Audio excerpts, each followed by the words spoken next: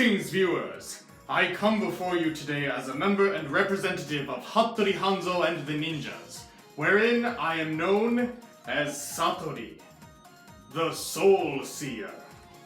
We, Hattori Hanzo and the Ninjas, make our home in the city of Nagoya, which resides in modern-day Aichi Prefecture, the heart of Japan that is famous for its rich history and culture, delectable cuisine, and of course, samurai and ninja. When the time is right, we beckon you to cross the vast seas and come see this beautiful land with your very own eyes. But until that day, let us for now speak of ninjutsu. Today I will be speaking about ninja missions. Those of you who have done the kindness of watching previous videos will know that a ninja's most important mission is not close combat and assassination, but rather the gathering of information. One might call it spy work or espionage. Second on the list of a ninja's roles is counter-espionage and conspiracy. This may involve, for example, circulating false information within the enemy forces, or getting members of the enemy force to defect to your side and betray their master. And last on the list comes guerrilla warfare and direct sabotage. This includes things like assassination, setting fire to enemy camps and strongholds, stealing and destroying enemy supplies, etc. You get the idea. Just ninja things. All of these ninja missions can also be separately divided into either one of two different categories: in and yo. Now, if you don't speak Japanese, and even if you do speak Japanese, there's a good chance that you have not heard these words before. However, I'm willing to bet my bottom shuriken that you're all familiar with the Chinese concept of yin-yang, as we would pronounce it in English. In and yo are simply the Japanese translations of yin and yang, which together create the concept of balance. In, yes, in, not in, but in, or yin, represents things such as darkness, the moon, and nighttime, while yo, yes, yo, not you. It's not always about you! Forgive me, I jest. However, yo, or yang, represents concepts such as the sun, light, and daytime.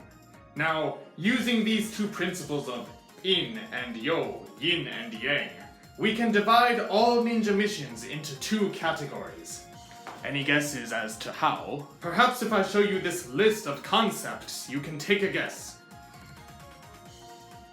That's right, all missions carried out by male ninja are considered yo missions, while those carried out by female ninja, also known as kunoichi, are considered to be in missions.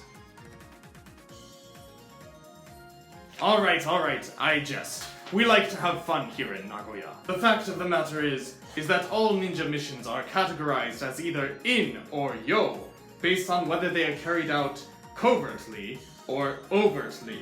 These also generally correspond to night and day, seeing as how most covert operations are carried out at night, and most overt operations are carried out during the day. During yo, or open missions, a ninja must conceal the fact that he is a ninja, but is otherwise appearing out in the open before people, usually in the regular clothes of a commoner or under some other disguise. Many ninja missions are carried out in this way, and often consist of the espionage and counter-espionage that I mentioned earlier. Some common tasks include surveying the land and buildings within enemy territory so that you can draw pictures and maps, as well as talking with various people so that you can gather valuable information on the enemy's forces, such as their plans for the next battle, or the number of troops in a given unit. This information is of course much easier to obtain from within enemy territory, and therefore, extra preparations may be necessary. A ninja may, for example, disguise himself as a traveling merchant in order to gain access into the enemy's castle town, or he may obtain a position as an attendant to someone who lives or works within the area. It is best to establish a role within enemy territory preemptively during times of relative peace, because if you wait to carry out such activities until times of conflict, you are much more likely to be suspected by the enemy. A wise master may plant a ninja in someone else's territory, even before any sign of conflict arises. In doing so, the ninja can spend years establishing trust and connections within that territory. But if and when conflict does arise, the ninja becomes an invaluable source of information. He could even offer his ninjutsu services to the enemy, becoming a double agent who feeds false information to the enemy while transmitting details on the enemy to his true master. Sometimes, the tasks carried out during Yo missions are actually crucial preparations for In missions. During In, or covert missions, the ninja is actually trying to avoid being seen altogether. In these cases, he will wear the dark clothes and sneak about in a fashion that most people probably imagine when they hear the word ninja. These types of missions involve more direct sabotage, such as setting fire to the enemy stronghold from the inside, stealing or destroying supplies, assassinating important figures within the enemy forces, or confiscating documents that contain vital information. If you've already gained entrance to the enemy stronghold, then you're in good shape. But if not, then you may have to climb, dig, sneak, or break your way in. In which case, I recommend the handy-dandy kunai knife! Scaling castle walls, jumping from rooftop to rooftop, picking locks and sneaking in.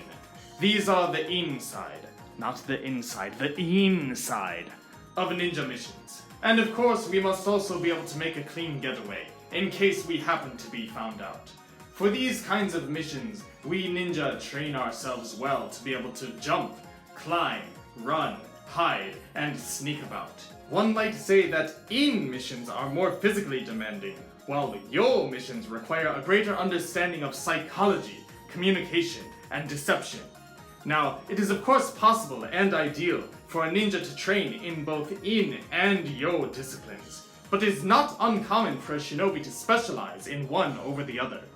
What do you think, dear viewers? If you were a ninja, what kind of mission would you prefer?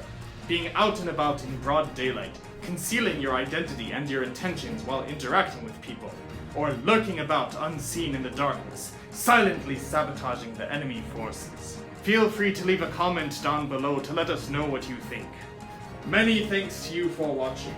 And if you enjoyed this video, be sure to follow Hattori Hanzo and the Ninjas on all of our social media platforms for more information and entertainment regarding ninjas.